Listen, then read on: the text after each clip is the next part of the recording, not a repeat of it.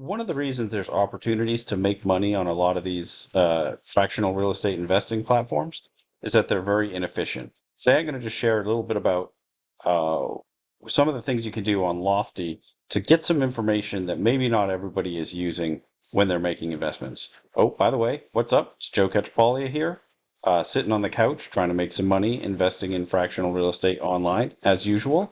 If you haven't, been following my videos, I'm a real estate investor and a full-time real estate agent in San Antonio, Texas. I run a team that only works with investors, and so have a lot of experience looking at properties in real life. But for the last 3 months, have been experimenting with these fractional real estate sites online, and I think there's a lot of opportunities. There's also a lot of things that can go wrong, and I'm trying to share some of that information with you. And this is one of them. So one of the things when we're looking at these properties, I'm often telling you, we need to do all of the due diligence that's available. Everything on the platform and everything that's off the platform. And one of the things that is available, it's quasi on platform. It's their Discord that is, they recommend all the investors join. And especially for all the co-owner properties, which this is an example of one, and it's one that I own a few tokens in.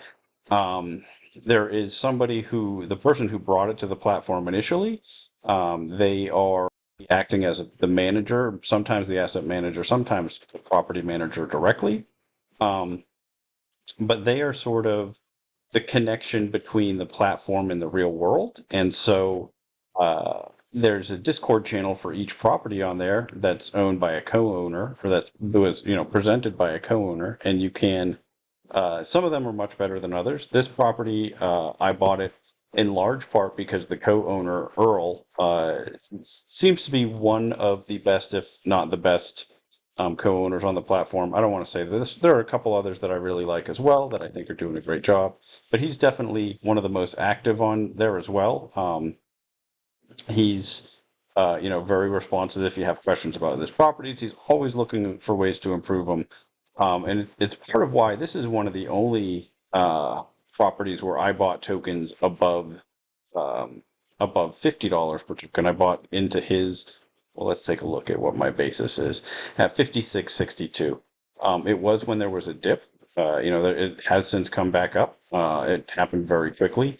But one of the things that I wanted to point out with this property, and specifically, he shared some information on the Discord regarding the financials as far as what's going to come out to Lofty. And so last month was a down month. Um, and you can see, the rental yield was about half of what it was, or even less than that than the month before. Um, Now you can look at these were uploaded, I think tonight, maybe yesterday. I don't know, but they were uploaded fairly recently.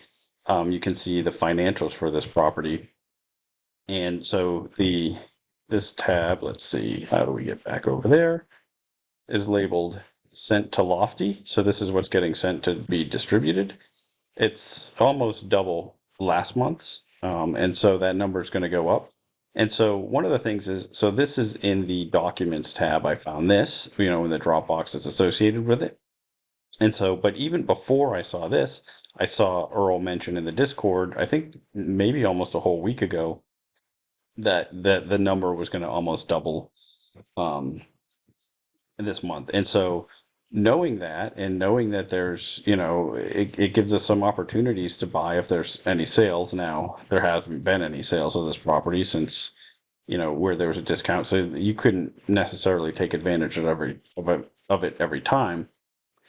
But seeing that also reminded me when I was looking at this that there's something else going on with this property that's pretty interesting. You can see principal only payment 50%. So what they're doing is they're taking half of the cash flow and paying that towards, and rounded to the nearest $50, and I'll explain why. They're paying that towards the debt. And so normally the co-owners pay the debt themselves, but they're making, which he is, but he's making extra additional principal payments. Um, Normally the principal pay down dilutes the ownership of all the other owners, and so over time the co-owner who brought the property to the platform ends up owning more and more of the property. But on this one, few months back or several months back, they did a vote to where they're going to take half the cash flow, basically rounded to the nearest $50 because it's going to get 50. The credits are at $50 each when they do this. And they're going to just burn those tokens, meaning they're just disappearing altogether. And so what that does is it stops the property, stops us from getting diluted. Um, Over time, it'll make it so, we get the advantage of the leverage on the appreciation side a little bit more. That's if you've watched my video about how the leverage structure on here sort of messes with your back end appreciation. It's really fixing that because it's by burning those tokens, you never experience that dilution of the by the principal pay down. Um, I think it's an interesting structure, but the reason I wanted to mention it today is because if you just looked at the property page for this one, you came on here, you're trying to invest in it, you see your numbers. Um, I even think, I'm curious if on the financials tab, if you could notice it, but I don't think, you saw your monthly cash flow last month, which does that match up? I think it should. 860. That's interesting. So it didn't match up exactly with what was sent to Lofty. I think that's actually probably because they charge. Well, they don't charge fees on that. They must. There must be some cost that was owed to them that they're picking up. I don't think they're charging anything on the cash flow. Um, Wonder if there were fees paid for those tokens being burned or something like that. My guess is there's some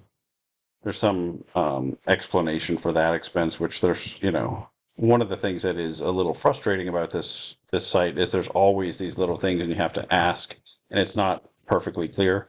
Part of it is because it's just a complex thing, and so it's not going to be easy to just make everything perfectly clear up front. But part of it is I think that they're trying to make it just look as presentable as possible to someone who's just sort of a novice jumping on here, and they're trying to not a lot of times they seem to err on the side of providing less detail to try to not confuse people instead of trying to be as transparent as possible. I complain about that a lot, and sometimes they change things about it, and sometimes they don't. One example of that is, they recently changed the way they do the fees when you click your buy button. So I'll show you what I'm talking about here. Um, if I went to buy this today, and I go to my preview page, and it says $2.17 in fees, but then if you open this up, you realize, okay, that's their Lofty fee, but you actually pay all these other fees, and they're not putting them on there. And so that's something actually quite a few of us have complained about now, it seems like.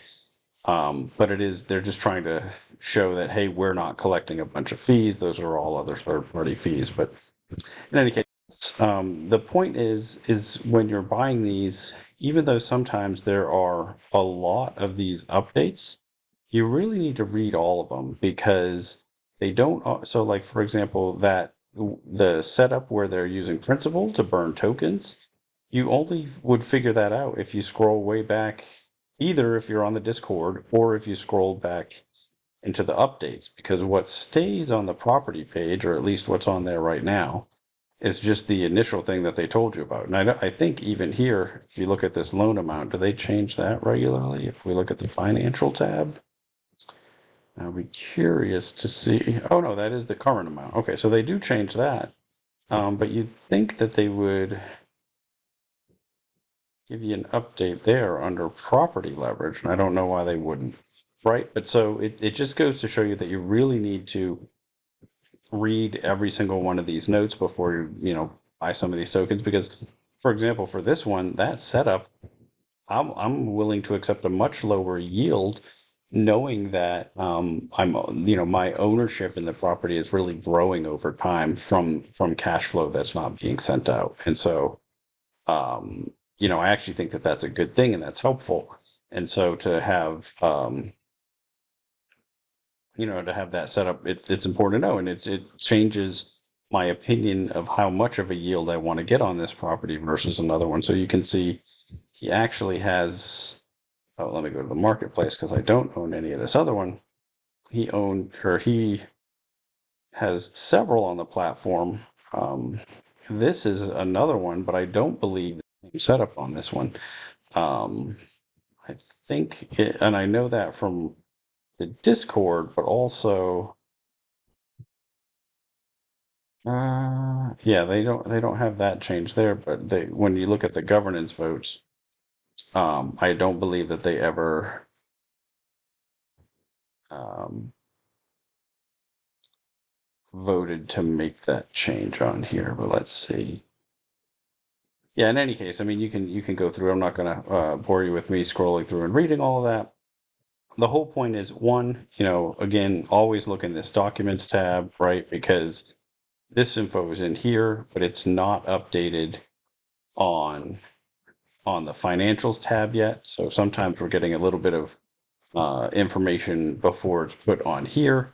But also definitely join the Discord because, like I said, I got the information about what they were putting on there. He mentioned it in the Discord almost a full week ago, and so these aren't securities, so I don't think there's anything like improper about this being insider trading or anything, because it's actually other owners of the entity that are in there talking about it, and so theoretically that information is available to all of us. Although these are being, if you're not an owner in that one yet and you're not in the Discord paying attention to it. So that's the other thing too, is even before you buy any of these that are run by co-owners, all of those Discords are public. You can jump in there and take a look at every single one. And so sometimes you'll see things like this that make you say, hey, this is probably worth more than other ones that have a similar yield. But you'll definitely find some that you'll read comments from those co-owners and realize like, oh, I do not ever want to own something by that co-owner. Or somewhere in between, like, this guy does a great job with long-term rentals, but I don't really think I want any property that he might try to do something creative with because there's no talent to go to. Or, this person, some of them you can tell they're really just trying to puff up their properties and talk good about them, but there really is, nothing that exciting to do. And so I think that there's really a whole range of people presenting properties on there, and I think you can learn a lot from reading their comments in the Discord, the interactions, reading all the governance votes, because one of the things that you can't control is who you own these properties with, and so if people are just making voting on dumb things like proposing things that don't make sense or choosing the worst possible options, and I think I talked about one that I'm a part owner in that happened. Um, it's good to know that up front, and you can find that out by doing those two things.